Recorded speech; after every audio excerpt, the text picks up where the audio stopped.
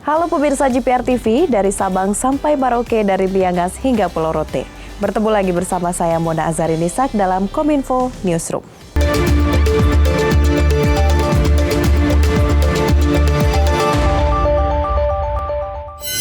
Pemirsa, mengawali informasi pertama, Menteri Perdagangan Republik Indonesia Muhammad Lutfi telah menetapkan kebijakan minyak goreng satu harga yakni Rp14.000 per liter. Masyarakat juga diminta untuk tidak panik buying ketika pemerintah telah memastikan bahwa ketersediaan minyak tersebut aman dan lebih dari cukup. Menteri Perdagangan Republik Indonesia mengungkapkan harga minyak goreng semua jenis saat ini telah dijual dengan harga Rp14.000 per liter. Prioritas penjualan tersebut untuk kebutuhan rumah tangga dan juga usaha mikro dan usaha kecil. Kebijakan ini mulai diberlakukan pada Rabu 19 Januari 2022. Seluruh jaringan retail modern akan menyediakan kepada masyarakat dengan harga Rp14.000 per liter. Untuk pasar tradisional, akan diberikan waktu selama 1 minggu untuk melakukan penyesuaian.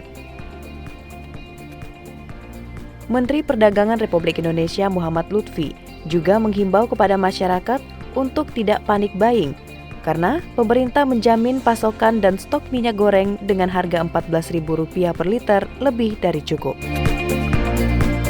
Saya juga menghimbau kepada masyarakat untuk tidak perlu panik buying atau membeli yang secara berlebihan, karena pemerintah sudah menjamin bahwa pasokan dan stok minyak goreng dengan harga Rp14.000 per liter pasti dapat mencukupi kebutuhan seluruh masyarakat.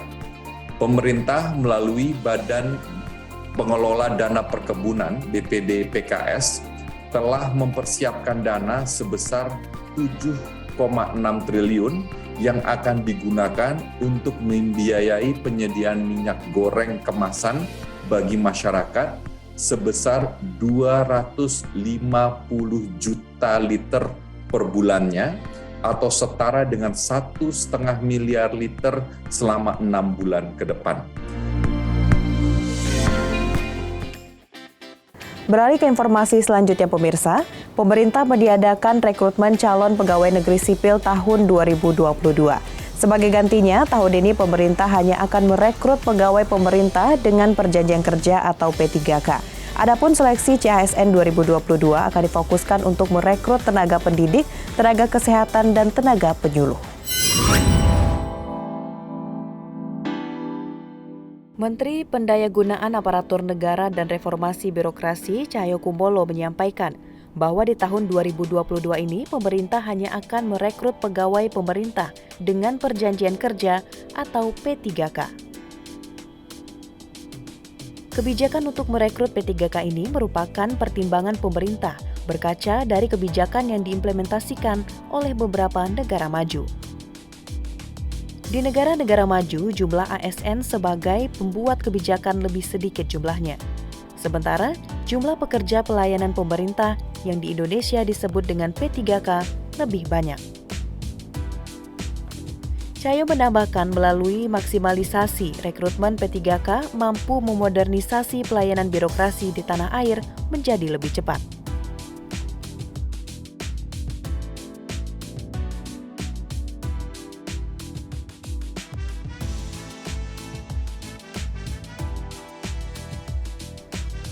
Adapun seleksi CASN 2022 akan difokuskan untuk merekrut tenaga pendidik, tenaga kesehatan, dan tenaga penyuluh.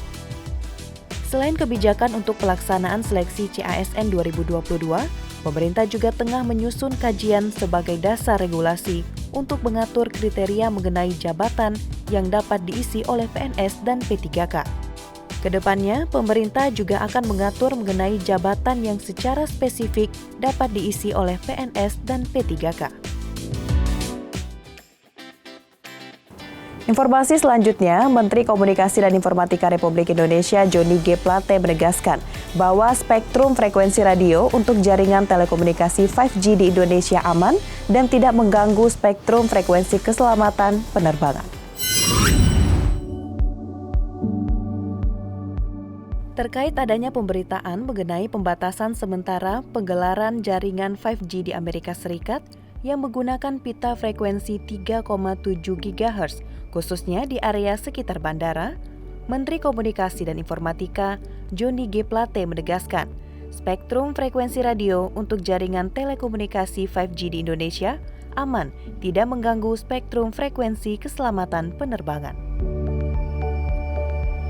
Sebab jika dibandingkan, Indonesia telah tersedianya guard band sebesar 600 MHz yang membentang dari mulai frekuensi 3,6 GHz sampai dengan 4,2 GHz guna membentengi radio altimeter dari sinyal jaringan 5G.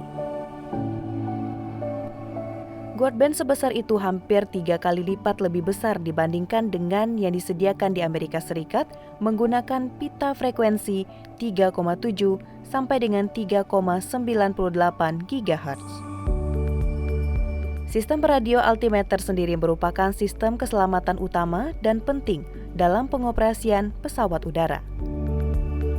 Hal itu agar menentukan ketinggian posisi pesawat udara terbang di atas tanah.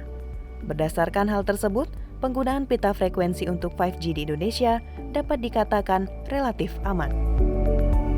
Kita harapkan industri telekomunikasi nasional kita akan terus berkembang, bertumbuh dan menjadi lebih produktif yang dibarengi dengan upaya untuk terus menjaga keselamatan jalur transportasi sebagai tulang punggung konektivitas masyarakat dan logistik nasional.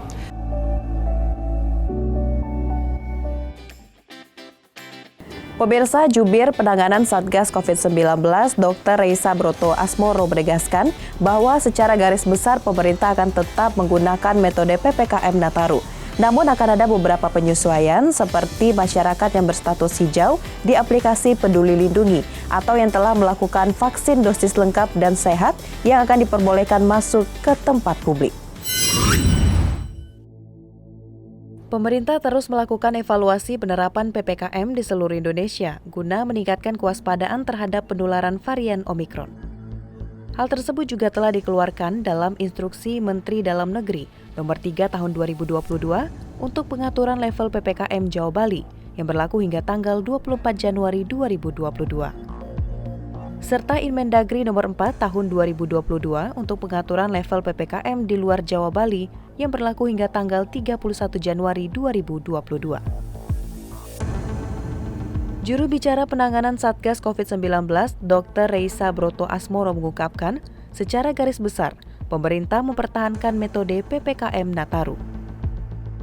Namun ada beberapa penyesuaian seperti pada Inmendagri Nomor 3 untuk wilayah Jawa Bali. Hanya masyarakat berstatus hijau di aplikasi Peduli Lindungi atau sudah vaksin dosis lengkap dan sehat yang diperbolehkan masuk ke tempat publik. Selama berlangsungnya jam operasional, diminta agar tidak terjadi kerumunan dan juga pelanggaran protokol kesehatan.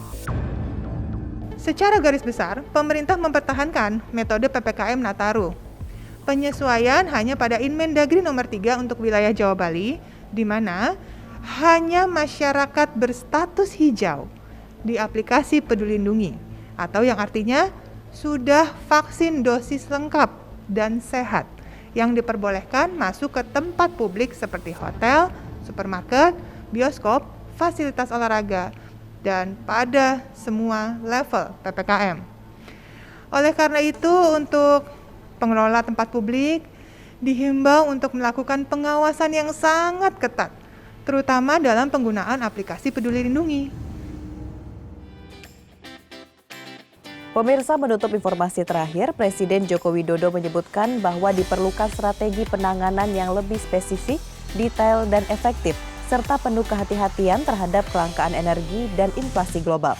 Hal tersebut diperlukan agar tidak memicu peningkatan harga komoditas dunia dan menimbulkan inflasi global yang semakin tidak menentu. Hal tersebut disampaikan oleh Presiden saat pertemuan tahunan Industri Jasa Keuangan dan peluncuran taksonomi hijau. Dalam menghadiri acara pertemuan tahunan Industri Jasa Keuangan 2022 pada Kamis 20 Januari 2022, Presiden Joko Widodo menyebut pandemi COVID-19 memberikan dampak di berbagai sektor, dari keamanan dan ketertiban masyarakat, kelangkaan energi, inflasi, hingga ekonomi. Selain itu, kewaspadaan perlu dijaga terhadap global supply chain disruption yang memicu peningkatan harga komoditas dunia dan menimbulkan inflasi global yang semakin tidak menentu. Maka diperlukan strategi penanganan yang lebih spesifik, harus detail dan efektif, serta penuh kehati-hatian agar tidak mengganggu upaya-upaya pemulihan ekonomi yang mulai membaik. Kebijakan dan instrumen pengawasan yang dikeluarkan OJK harus mampu mencegah meluasnya dampak pandemi COVID-19, khususnya terhadap perekonomian dan sektor keuangan, serta dapat membantu sektor informal dan UMKM agar mampu bertahan dan kita harapkan bahkan bisa tumbuh lebih baik dengan melakukan berbagai inovasi dan terobosan seperti tadi. Itulah ragam informasi yang telah kami kemas untuk Anda. Dapatkan update berita pilihan setiap harinya di kanal GPR TV atau melalui sosial media gprtv.id. Saya Mona Azarini pamit, sampai jumpa.